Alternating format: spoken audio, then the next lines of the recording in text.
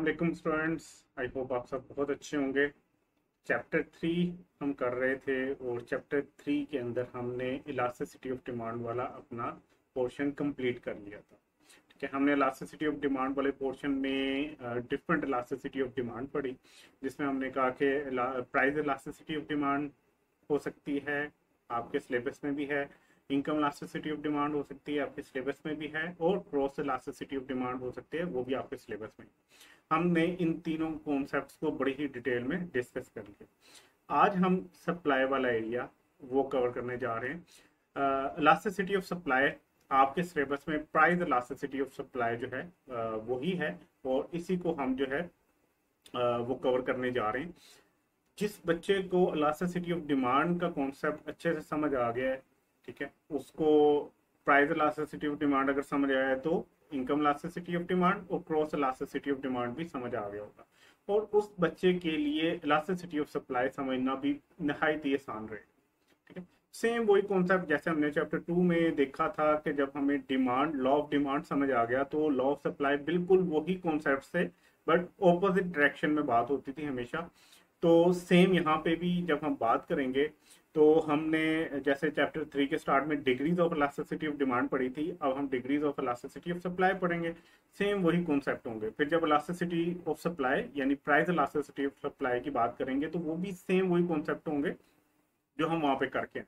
ठीक है, so start करते हैं। डेफिनेशन से हम बात स्टार्ट करें तो definition of price elasticity of supply बिल्कुल वही डेफिनेशन है। ठीक है, जस्ट यहाँ पे जो है वो डिमांड की जगह सप्लाई का वर्ड जो है ना वो रिप्लेस कर देना है आपने। Price elasticity of supply is a measure of the responsiveness of supply to a change in its price. किसी चीज की प्राइस में चेंज आने की वजह से जो रिस्पॉन्स आ रहा होता है उसकी सप्लाई में, उसको मेजर करने को क्या कहते हैं? Elasticity of supply. ठीक है, अच्छा, या अगर हम रेशियो वाली डेफिनेशन पे जाएं तो बेसिकली जो हमारा फॉर्मूला है अगर उसको वर्ड्स में हम एक्सप्लेन कर दें तो वो भी डेफिनेशन बन जाती है। Price elasticity of supply is the ratio of percentage change in quantity supply to percentage change in price of a good. ठीक है, यही वो फॉर्मूला है। अच्छा, ये फॉर्मूला अगर आपको याद हो तो सेम यही फॉर्मूला हमने इलास्टिसिटी ऑफ डिमांड के केस में पढ़ा है। फर्क क्या है? यहाँ पे सप्लाई आ रही है, वहां पे क्यूडी होता था, यहाँ पे सप्लाई। अच्छा, आपके सिलेबस में यहाँ पे एवरेज पी और एवरेज क्यू की बात हो रही है। इसका मतलब यह है कि आर्क मेथड से ही आपको वो करवाने जा रहे हैं। ठीक है, बहुत ज़्यादा चांसेस हैं कि अगर वो इलास्टिसिटी ऑफ सप्लाई कैलकुलेट करवाता है आपसे इस फॉर्मूले के तहत, ठीक है, तो वो पॉइंट मेथड नहीं फॉलो करता, वो आर्क मेथड ही फॉलो करता है। तो आपने जब एमसीक्यूज अटेम्प्ट करने हैं तो कोशिश करनी है पहले आप आर्क मेथड से ही करें elasticity of supply calculate. 90% chances हैं कि आपका आंसर वैसे मैच करते हैं। इन केस अगर नहीं होता तो पॉइंट मेथड पे भी जाया जा सकता है। ठीक है, तो बात ये है कि सिंपल वही फॉर्मूले हैं, इनको दोबारा एक्सप्लेन करने की जरूरत आई डोंट थिंक कि हमें है। ठीक है, तो आई अज्यूम कि आप लोगों को ये फार्मूला समझ आ चुका होगा। तो जो डिमांड के केस में फार्मूला जैसे समझाया था वैसे ही आपने सप्लाई के केस में करना है। बस ये देखें, यहाँ पे एवरेज की बात हो रही है, सो आर्क मेथड आपने नॉर्मली फॉलो करना है। और जहाँ पे हम वहाँ पे क्वांटिटी डिमांड का वर्ड यूज करते थे, यहाँ पे क्वांटिटी सप्लाइड का वर्ड। ठीक है, तो elasticity of supply, price elasticity of supply का कॉन्सेप्ट आई होप कि आपको समझ आ गया।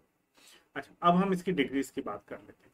जैसे हमने डिमांड की डिफरेंट जो है वो इलास्टिसिटीज को देखा, उसकी डिग्रीज को देखा, अब हम सप्लाई की देखने जा रहे हैं। सबसे पहला एक्सट्रीम केस था परफेक्टली इनइलास्टिक डिमांड, यहाँ पे परफेक्टली इनइलास्टिक सप्लाई है। ठीक है, इसमें होता क्या था कि आपकी जो सप्लाई कर्व, वहाँ पे डिमांड कर्व होती थी, यहाँ पे सप्लाई कर्व, ये बिल्कुल वर्टिकल हो जाती है पैरेलल टू वाई एक्सिस। ठीक है, तो ये वर्टिकल होती है, पैरेलल टू वाई एक्सिस होती है। यहाँ पे आपकी इलास्टिसिटी जो है ई एस का नाम यहाँ पे दिया गया है। ठीक है, और अगर हम प्राइस की बात करें तो पी ई एस भी इसको लिखा जा सकता है। ठीक है, तो पी ई एस जो है वो आपकी यहाँ पे जीरो होती है। ठीक है, इसके पीछे रीजन क्या है? रीजन ये है कि प्राइस में जितना ज्यादा चेंज आ जाए आपकी क्वांटिटी सप्लाइड जो है वो सेम रहती है। ठीक है, सप्लाई कर्व सेम रहती है, वो वर्टिकल रहती है, तो ऐसी कर्व बनती है। ठीक है। तो ये जो है perfectly in elastic supply curve की एग्जांपल है, और सेम वही जो हमने डिमांड के केस में पढ़ी थी। नेक्स्ट चलते हैं इन इलास्टिक या लेस इलास्टिक सप्लाई। ठीक है, इस सिनेरियो में क्या होता है कि आपकी जो कर्व है सप्लाई कर्व, ये कर्व थोड़ी सी जो है ना वो शार्प या स्टीपर होती है। ठीक है, यहाँ पे अगर आप PES कैलकुलेट करेंगे तो वो लेस देन 1 आएगी। लेस देन 1 क्यों आ रही होगी कि प्राइस में बहुत ज़्यादा चेंज है। ठीक है, और आपकी क्वांटिटी सप्लाई जो इंक्रीज हो रही है वो कंपैरेटिवली कम हो रही है। देखें, इसकी एग्जांपल लेते हैं, इसको आपने सॉल्व खुद करना है, इसलिए मैं यहाँ पे सॉल्व करके आपको नहीं बता रहा। देखिए, ये आपके पास P0, P1, QS0, QS1 ये आपके पास है। आपने आर्क मेथड को फॉलो करना है तो आंसर आपका आएगा +0.27। ठीक है, तो PES आपकी जो है वो लेस देन 1 आ रही है। तो ये वाला केस क्या कहलाता है? In elastic less elastic supply का केस। नेक्स्ट चलते हैं unit elastic, unitary elastic supply. ये क्या होती है? ये इस सिनेरियो के अंदर आपकी जो सप्लाई कर्व है वो कुछ ऐसी नज़र आ रही होती है। सप्लाई कर्व जो है वो जितना चेंज आपकी प्राइस में आता है उतना ही क्वांटिटी सप्लाइड में आ रहा होता है, तो वो इस तरह की सप्लाई कर्व बन जाती है, जिसको आपको पता है कि हम यूनिट इलास्टिक कहते हैं। देखें, P0, P1, Q0, Q1, तो इनमें चेंज बिल्कुल सेम है। आप आर्क मेथड फॉलो करेंगे, आपका PES का आंसर 1 आएगा। ठीक, तो जितनी जिस हिसाब से प्राइस में चेंज आ रहा होता है उसी हिसाब से आपकी क्वांटिटी सप्लाइड भी चेंज हो रही होती है, तो इसको यूनिट इलास्टिक कहते हैं। देन आ जाते हैं इलास्टिक या मोर इलास्टिक की बात करते हैं। तो इस सिनेरियो के अंदर आपकी कर्व जो है वो कुछ ऐसी बन जाती है। ठीक है, कर्व ऐसी बनने का मतलब ये है कि इसको अगर हम कहें तो ये शैलो या फ्लैटर कर्व बनती है। रीजन ये है कि इसमें आपकी PES ग्रेटर देन 1 होती है। ठीक, प्राइस में थोड़ा सा चेंज हुआ और आपने देखा कि क्वांटिटी सप्लाइड में बहुत ज़्यादा फर्क आ गया। P0, P1, Q0, Q1, और आर्क मेथड को फॉलो करते हुए जब आप इसको सॉल्व करेंगे तो आपके पास आंसर आएगा 1.125। सो ये इलास्टिक या मोर इलास्टिक सप्लाई होती है। ठीक है, आपने ये सारे सॉल्व करने हैं और आर्क मेथड लगाते हुए सॉल्व करने। ठीक है, ये आपका होमवर्क है। नेक्स्ट चलते हैं परफेक्टली इलास्टिक सप्लाई, एक और एक्सट्रीम केस। इस केस के अंदर आपकी जो सप्लाई कर्व है वो कुछ ऐसी नज़र आती है, मतलब कि प्राइस में बिल्कुल नॉमिनल सा या माइनर सा भी चेंज आए तो आपकी क्वांटिटी सप्लाई बहुत ज़्यादा बढ़ जाती है या बहुत ज़्यादा कम हो जाती है। तो मतलब क्या हुआ? मतलब ये हुआ कि आपका PES का आंसर जो है वो इन्फिनिटी आने लगा। ठीक है, तो ये बेसिकली पैरेलल लाइन होती है आपके जो है ना वो एक्स एक्सिस के साथ, और ये जो है ना वो आपकी एक हॉरिजेंटल सी सप्लाई कर बन रही होती है। ठीक है, तो ये वही सारे कॉन्सेप्ट्स हैं जो हम इलास्टिसिटी ऑफ डिमांड में कवर कर चुके हैं। फिर हमने इलास्टिसिटी ऑफ डिमांड में डिटर्मिनेंट्स को देखा। वो कौन से फैक्टर्स होते हैं जो डिटरमिन कर रहे होते हैं कि किसी चीज़ की इलास्टिसिटी ऑफ डिमांड जो है, प्राइस इलास्टिसिटी ऑफ डिमांड जो है वो किस डिग्री की होगी, वो इलास्टिक होगी या इन इलास्टिक होगी। अब हम डिटर्मिनेंट्स या फैक्टर्स पढ़ने जा रहे हैं जो फैक्ट करेंगे इलास्टिसिटी ऑफ सप्लाई को। किसी चीज़ की इलास्टिसिटी कितनी ज़्यादा है या कितनी कम है, ये कुछ फैक्टर्स डिटरमिन कर रहे होते हैं। अब वन बाय वन हम उनको डिस्कस कर लेते हैं। Degree of elasticity depend how promptly producer can respond to change in demand in a market। ठीक है, चेंज बेसिकली क्या है कि प्राइस में चेंज आ रही है, आपका जो प्रोड्यूसर है, जो आपका प्रोड्यूस कर रहा है चीज़ें, या जो आपका सप्लायर है, वो कितनी जल्दी रिस्पॉन्ड करता है, वो कितनी जल्दी अपनी सप्लाई को बढ़ा सकता है या कम कर सकता है। देखिए, हमने लॉ ऑफ सप्लाई पढ़ा। लॉ ऑफ सप्लाई कहती है कि प्राइस बढ़ेगी, क्वांटिटी सप्लाइड भी बढ़ेगी। प्राइस कम होगी, क्वांटिटी सप्लाइड भी कम हो जाएगी। अब ये प्राइस के बढ़ने से क्वांटिटी सप्लाइड कितनी जल्दी बढ़ रही है या प्राइस के कम होने से क्वांटिटी सप्लाइड कितनी जल्दी कम हो रही है, ये डिपेंड करता है कुछ फैक्टर्स पे।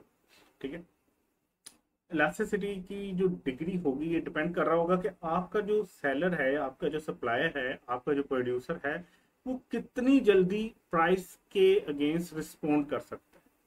ठीक है, तो अब हम कुछ फैक्टर्स डिस्कस करेंगे। ठीक है, इफ द सप्लाई ऑफ, अभी अब फैक्टर्स पे नहीं आए, ये इसी को कंटिन्यू कर रहे हैं। If the supply of a good can be expanded और contracted comparatively easily in response of change in price, then it is elastic।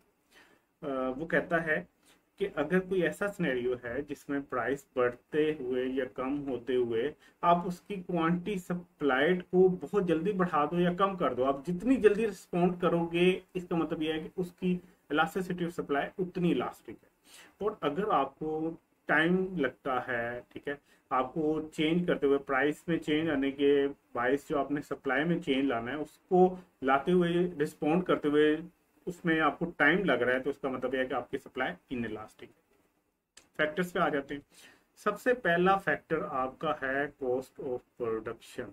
ठीक है, कॉस्ट ऑफ प्रोडक्शन आपको पता है, कॉस्ट ऑफ प्रोडक्शन क्या होती है? कॉस्ट ऑफ प्रोडक्शन बेसिकली आपकी जो 4 फैक्टर ऑफ प्रोडक्शन है उनकी कॉस्ट को कहते हैं।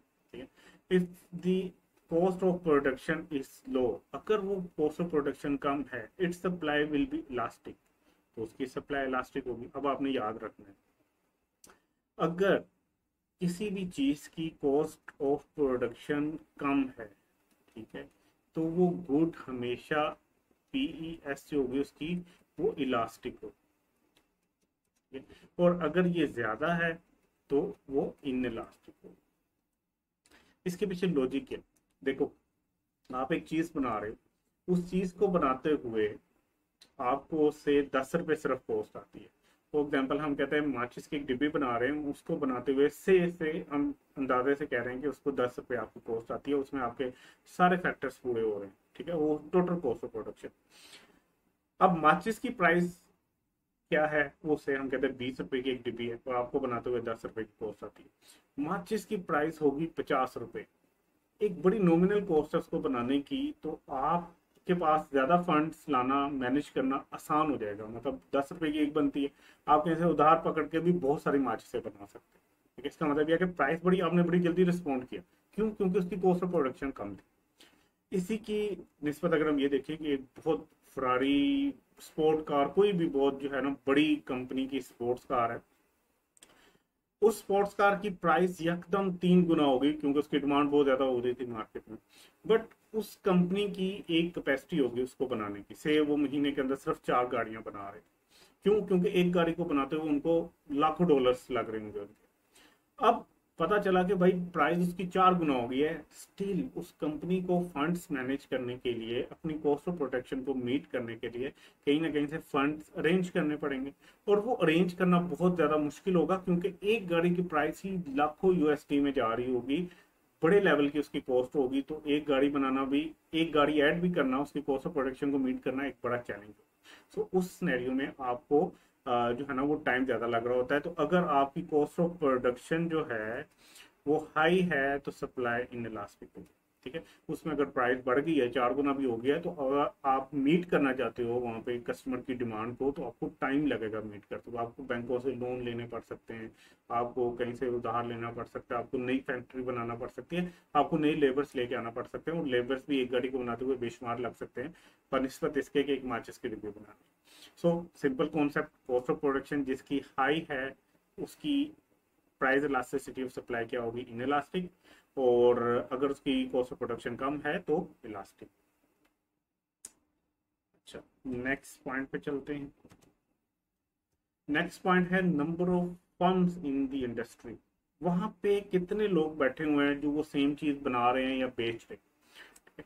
एक मार्केट में सिर्फ एक बंदा ही बैठा हुआ है, उसको पता चला कि प्राइस इंक्रीज हो गई है, और बहुत ज्यादा इंक्रीज हो गया है, 3 गुना इंक्रीज हो गया है, लेकिन वो अकेला बंदा ही वो चीज बना रहा है। तो कस्टमर की डिमांड बेशक बहुत ज्यादा हो, लेकिन उस बेचारे की कुछ लिमिटेशन है।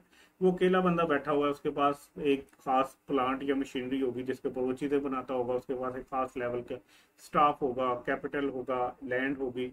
इस सब को बढ़ाने के लिए उसको टाइम चाहिए, वो फौरन तो रिस्पॉन्ड नहीं कर सकता। सो जिस जगह पे नंबर ऑफ सप्लायर कम होंगे वहां पे प्राइस के चेंज को रिस्पॉन्ड करना जो है वो ज्यादा टाइम ले रहा होगा, वो आप रिस्पॉन्ड बड़ी लेट कर रहे होगे।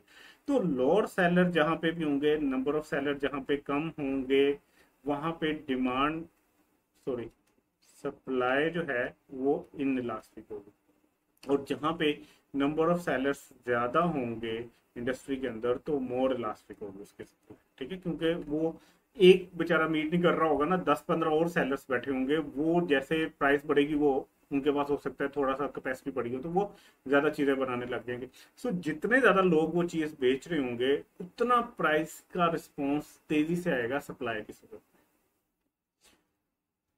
नेक्स्ट चलते हैं हम अपने थर्ड फैक्टर की तरफ। थर्ड फैक्टर है अवेलेबिलिटी ऑफ स्टॉक। आपके पास कितना स्टॉक अवेलेबल है ये भी मैटर करता है। स्टॉक तो आपको पता था ना कि वो गुड्स जो आप ऑफर नहीं कर रहे सप्लाई के लिए या सेल के लिए, वो आपका स्टॉक कहलाता है। मतलब आपने अपने गोडाउन के अंदर जो है ना बहुत सी चीजें रखी हुई हैं और शॉप के अंदर कोई उसका थोड़े से सैंपल्स रखे हुए हैं जो आप बेचना चाह रहे हो, बाकी चीजें आपने स्टोर की हुई हैं कि जब जरूरत पड़ेगी तो मैं उसको ऑफर करूंगा सेल के लिए। तो जितना स्टॉक आपके पास पड़ा होगा, प्राइस बढ़ेगी आप फौरन से वो मार्केट में ले होगे। लेकिन अगर स्टॉक ही नहीं पड़ा हुआ तो आपको मार्केट की डिमांड को मैच करना बड़ा मुश्किल हो जाएगा।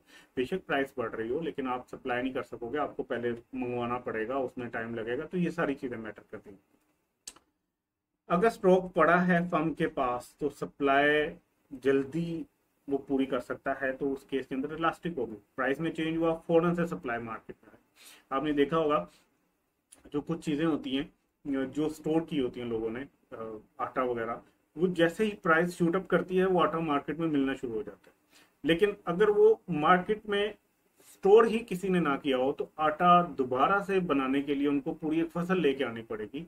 तो उस केस में प्राइस के रिस्पॉन्स में सप्लाई जो है ना बढ़ाना या कम करना वो बड़ा मुश्किल हो जाएगा। तो जहाँ पे स्टॉक होगा वहां पे हमेशा सप्लाई जो है वो इलास्टिक होगी, और जहाँ पे स्टॉक नहीं है तो वहां पे सप्लाई इनइलास्टिक होगी। मतलब प्राइस के चेंज होने से सप्लाई को बढ़ाया या कम करना बड़ा मुश्किल होगा।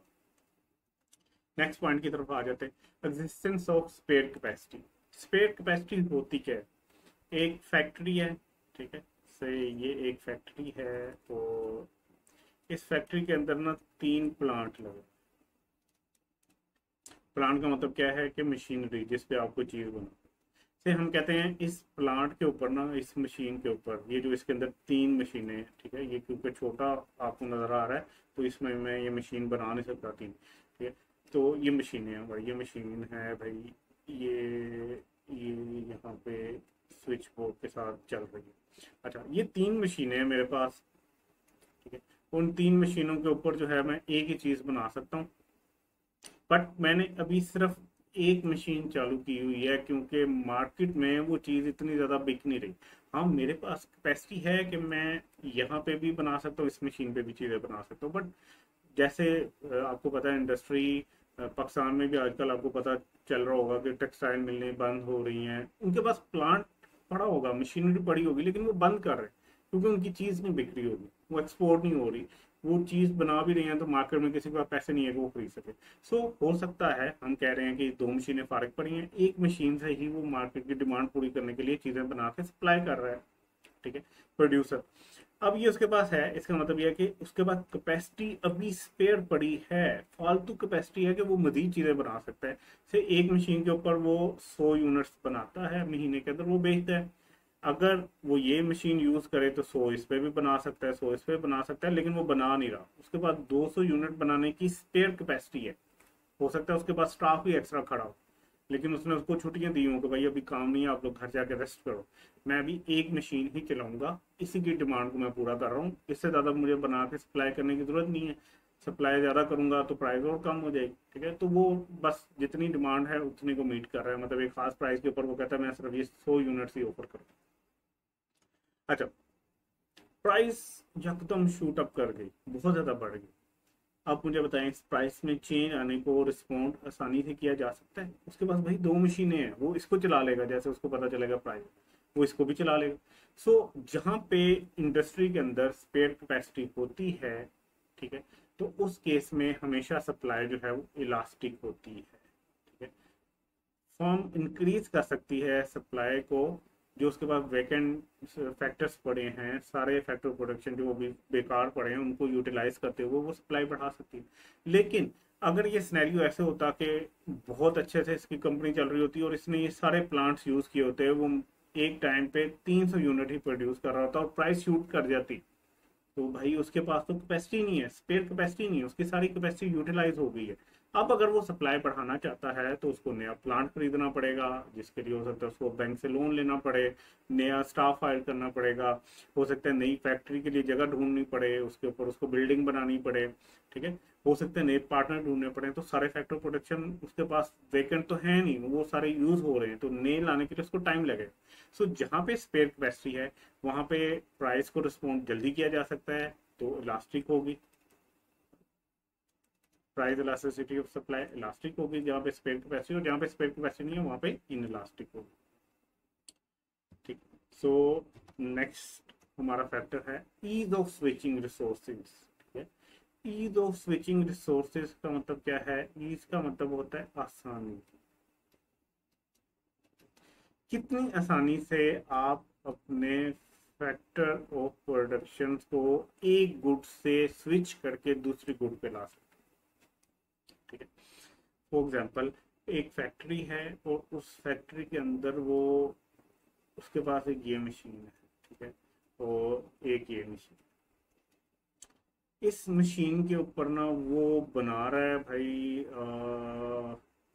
से हम कहते हैं बैट बना, और इस मशीन के ऊपर वो बना रहा है होकी,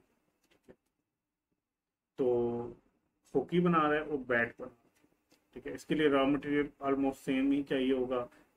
रॉ मटेरियल क्या चाहिए होगा? लकड़ी चाहिए होगी, ठीक है, लकड़ी चाहिए होगी, और क्या चाहिए होगा?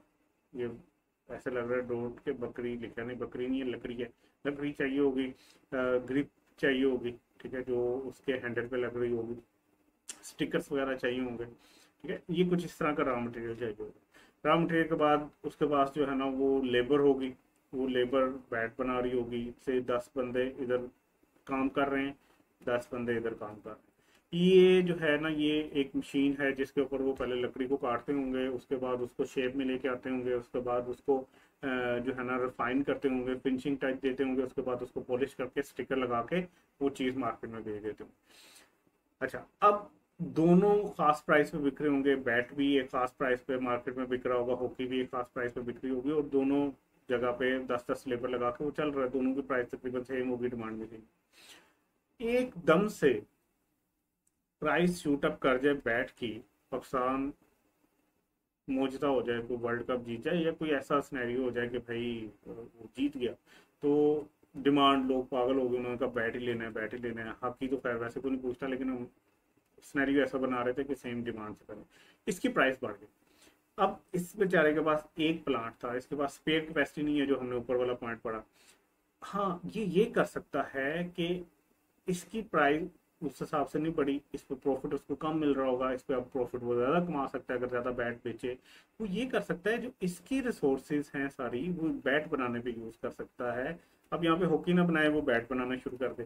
देखो मशीन तो ऑलमोस्ट सेम ही काम करती होगी, हॉकी बनाने के लिए उसको लकड़ी काटनी पड़ती होगी, उसको फिनिशिंग करनी पड़ती होगी, पेंट या जो है ना उसको पॉलिश करना पड़ता होगा, उसके बाद स्टिकर लगाने पड़ते होंगे। अब वो इन 10 लेबर को कहे कि ये जो मशीन चलानी है ये भी आप बैट बनाने के लिए, तो यहाँ पे स्विच करना आसान था। जहाँ पे रिसोर्सेज को स्विच करना आसान हो वहां पे प्राइस अगर बढ़े तो आप बड़ी जल्दी रिस्पॉन्ड कर सकते हो, तो वहां पे सप्लाई इलास्टिसिटी क्या होगी? इलास्टिक होगी, मोर इलास्टिक होगी। लेकिन अगर यहाँ पे वो बैट बना रहा होता और ये उसके पास ना होता, से एक और मशीन होती जहाँ पे वो डॉग्स फूड बना रहा होता, ठीक है, तो यहाँ पे जो 10 लोग काम कर रहे होते उनको शायद पता भी ना होता कि बैट कैसे बनता है, ठीक है। ये मशीन जो थी इस पे वो डॉग्स की फूड बना रहा था, इस पे अब वो बैट बना भी ना सकता, तो वो रिसोर्सेज ही स्विचेबल नहीं है, तो इस सिनेरियो में वो इसको तो यूज नहीं कर सकता। सो प्राइस बढ़ने से वो रिस्पॉन्ड आसानी से नहीं कर सकेगा, उसको नई इन्वेस्टमेंट लानी पड़ेगी जो कि टाइम लेगी। तो ऐसी सिचुएशन जहाँ पे रिसोर्सेज को स्विच करना मुश्किल हो वहाँ पे इलास्टिसिटी ऑफ सप्लाई जो है वो इन इलास्टिक होगी, ठीक है, लेस इलास्टिक होगी। नेक्स्ट पॉइंट है हमारा time. Some goods take short time to complete, और सम गुड्स जो है उनको ज़्यादा टाइम लगता है कंप्लीट होने में। जो चीज़ें कम टाइम लगती हैं कंप्लीट करने में, उनकी प्राइस बढ़ने से उनकी सप्लाई बढ़ाना आसान है, ठीक है। और कुछ चीज़ें जिनको महीने लग जाते होंगे बनाने में, उनकी प्राइस बेशक बड़ी हो, सप्लाई को मार्केट में प्राइस के हिसाब से रिस्पॉन्ड करवाना मुश्किल होगा, उसको बनाने में टाइम लगेगा, ठीक है। एक चीज़ 5 मिनट में बन जाती है, ठीक है, उसकी प्राइस बढ़ी, तो आप अगले 1 घंटे के अंदर पता नहीं कितनी चीज़ें बना के आप उसको दे सकते हो। 60 को डिवाइड कर लेना 5 से तो आंसर आ जाएगा, ठीक है। मैं इस टाइम नहीं कैलकुलेट कर पा, खैर आप कर लीजिएगा, मेरा मैथ वैसे भी नहीं अच्छा। तो 5 मिनट लगते थे, प्राइस बढ़ी तो आप बड़ी जल्दी रिस्पॉन्ड करेंगे, आप 1 घंटे के अंदर हो सकता है सप्लाई बढ़ा दें।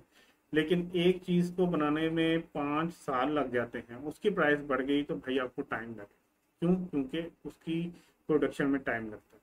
तो जिस चीज़ की प्रोडक्शन का टाइम कम होगा, उसकी इलास्टिसिटी ऑफ सप्लाई क्या होगी? इलास्टिक। और जिस चीज़ की प्रोडक्शन का टाइम ज़्यादा होगा, उसकी elasticity of supply in elastic होगी, ठीक है।